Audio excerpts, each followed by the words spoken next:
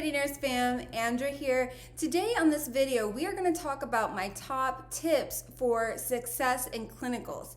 But if you are new to my channel, welcome. If you are a returning viewer, welcome back. On this channel, you can expect to get videos that help you with resources, tips and tricks, and anything that might aid you along in your nursing journey. All right, so without further ado, let's get started. My first tip would be if you are able to research your patient, do so. This means if you can go to the clinical site and know when the patient was admitted, why they were admitted, what studies have been done, what medications they've received, and the timeline of those medications, what their PRN medications or as needed medications are. You don't want to be the student or nurse who is unprepared for an emergency situation and you don't know what medications are at your disposal. You also need to look at their most recent labs. Labs can tell you a lot about a patient and their current status. And then looking back at the trends of those labs can tell you about either if they're deteriorating or they're progressing in their health and maybe on their way to a transfer or discharge. Another thing, and I have a cheat sheet, so that's why you catch me looking off to the side, would be to come prepared.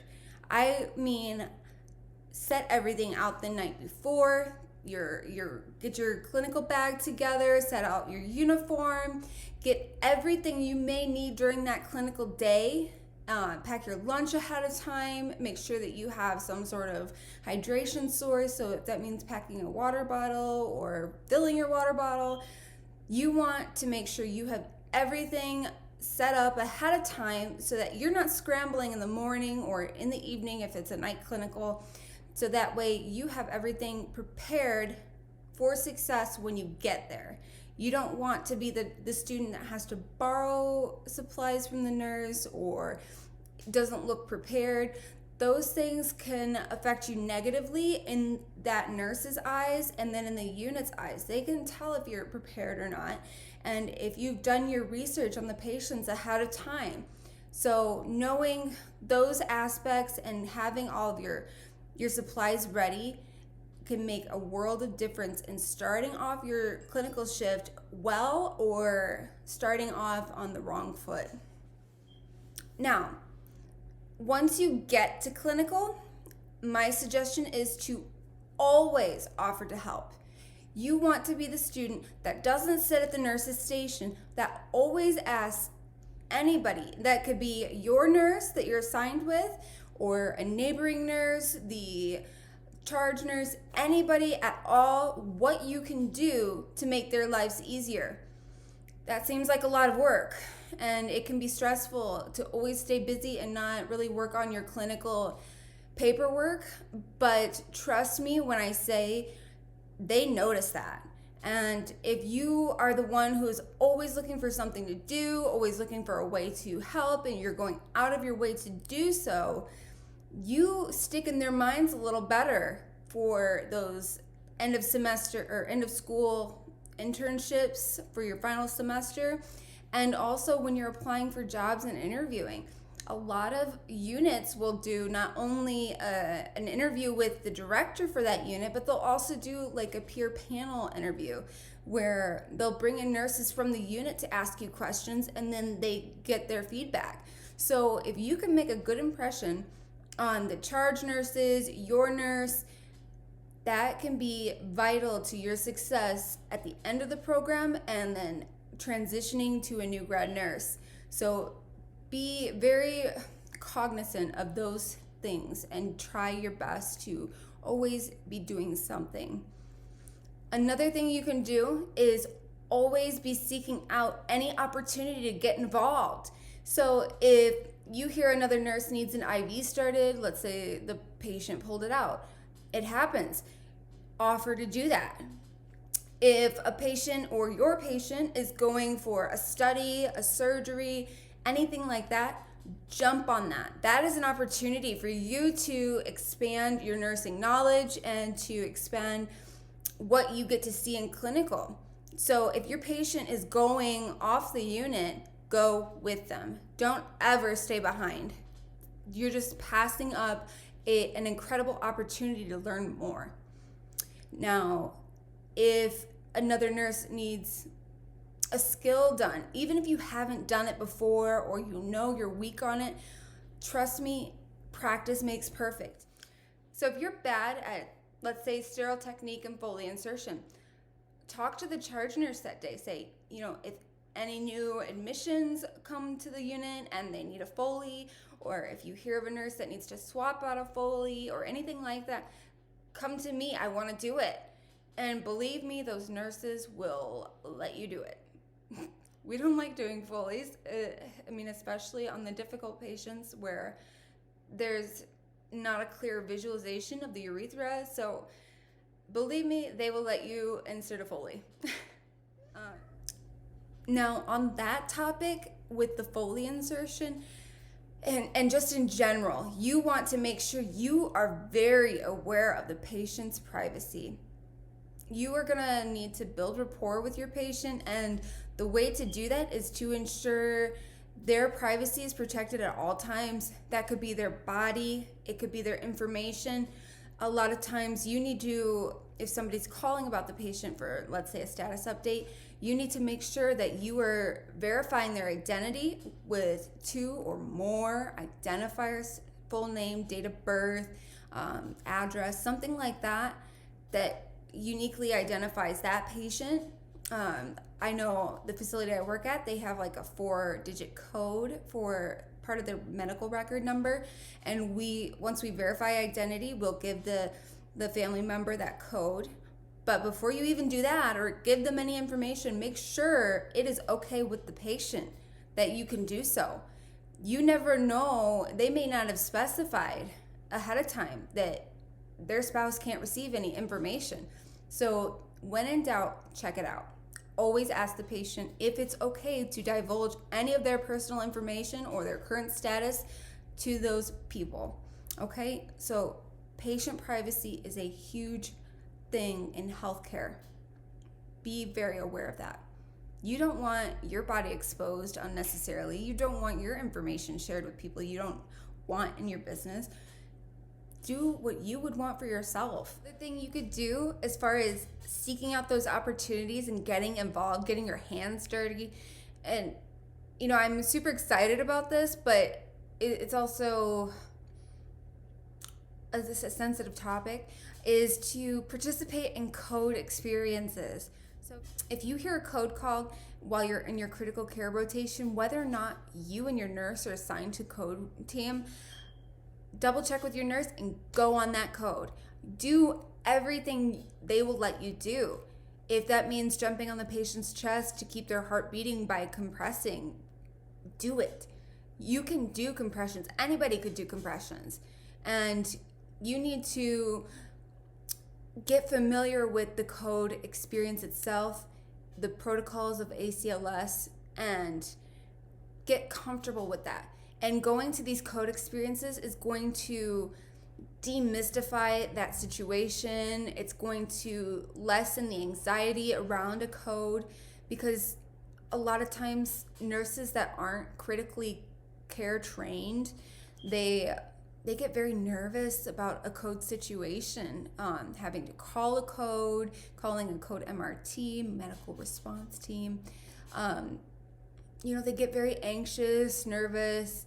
Their patient could be deteriorating, and you are possibly the one that can make or break that situation. So it is invaluable experience, and you get hands-on involvement and training.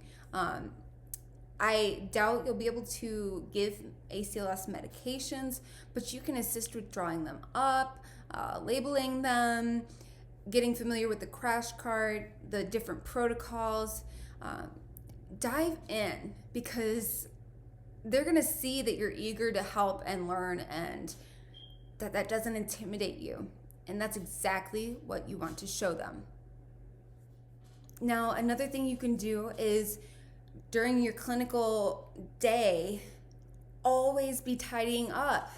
Make sure that patient's room is as clean as possible. Trash is disposed of, your drawers are organized, supplies is kept in a logical way.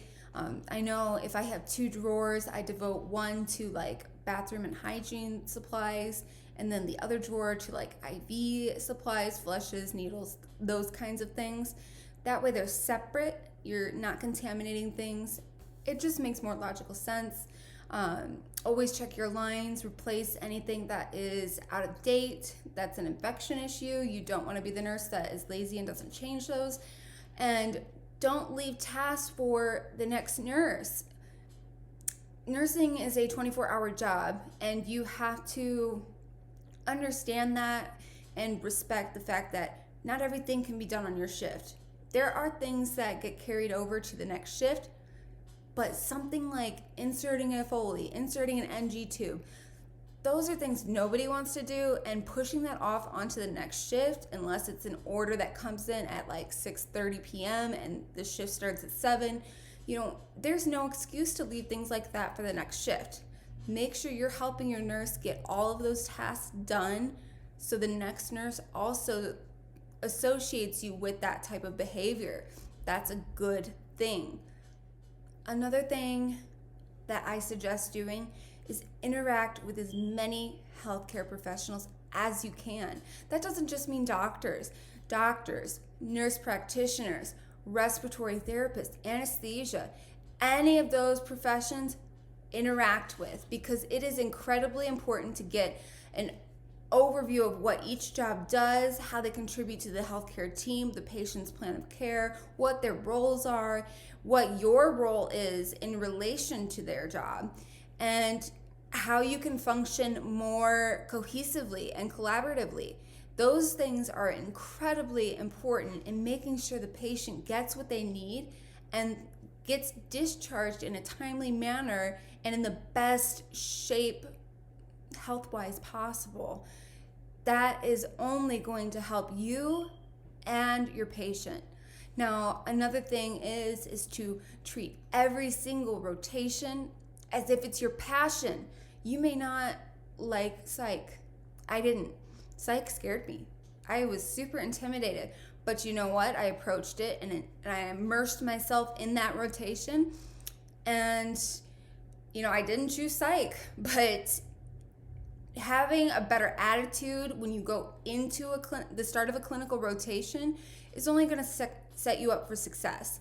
And having a positive mindset is going to make your experience that much more enjoyable. If you're dreading every single minute of that clinical day, you're not going to be taking in as much from that opportunity as you probably could have. You're not going to be applying the information you're learning in didactic or lecture as well as you might if you were excited to apply those concepts and make those connections, and it's going to help you on your test. Trust me, because if you can apply the information you're learning, you retain it so much better.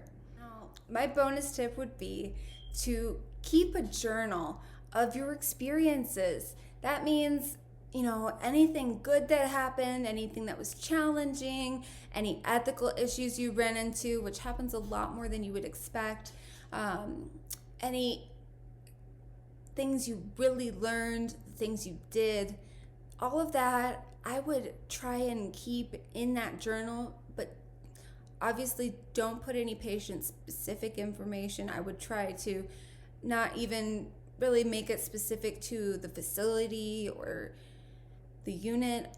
Make it very general, but here's why this is super important to do, and I wish I would have done it. When you go in for interviews for jobs or internships and towards the end of your nursing school career, they are going to ask you what are called emotional intelligence questions. And this is the type of questions that's like, tell me about a time when you experienced a difference of opinion between nurses and the physicians. How did you handle that? And what was the outcome? That's just an example. I've never been asked that question, but I could totally see that being asked.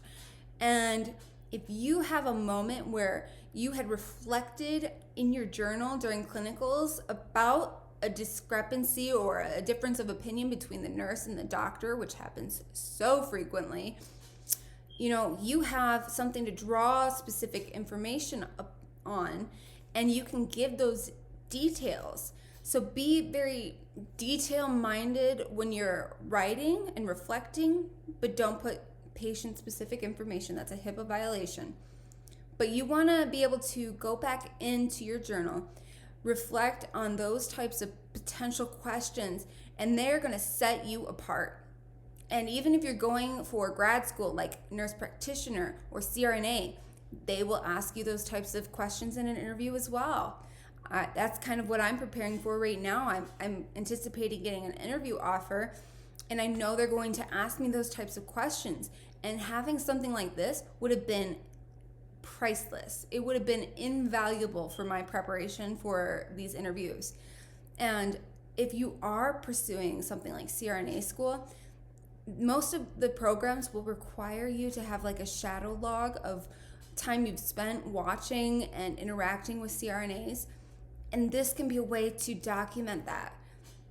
Usually they would want something more official, but if you had an experience that you could at least bring up in conversation and touch on what you learned at that time, give them an approximate date and how long the interaction lasted, then that might count. And that's less work you have to do in the long run for just a little bit of time up front.